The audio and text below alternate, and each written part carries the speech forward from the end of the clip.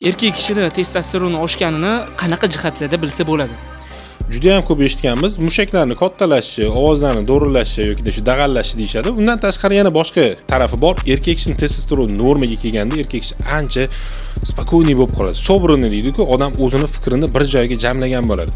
Ko'cha-kuyda qanaqadir asabbuzarlik holatlar bo'lganda ham testosteroni joyida bo'lgan odam ko'pincha aqli bilan harakat qiladi. Men bu narsani o'zimning atrofimdagi zalda chiqayotgan odamlarni fikrlaridan, do'posi oldin qanaqa edi, hozir qanaqa edi degan narsasidan kelib chiqib o'taman.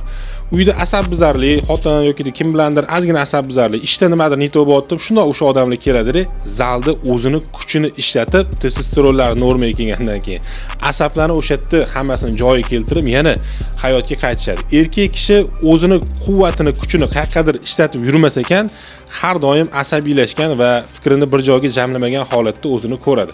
Testosteroni normada bo'lgan odam har doim, ayniqsa erkak kishi, nimadir ishni hal qilayotganda fikrini bir joyga jamlab, asab bilan emas, aynan miyadagi fikrlash orqali ishini hal qiladi.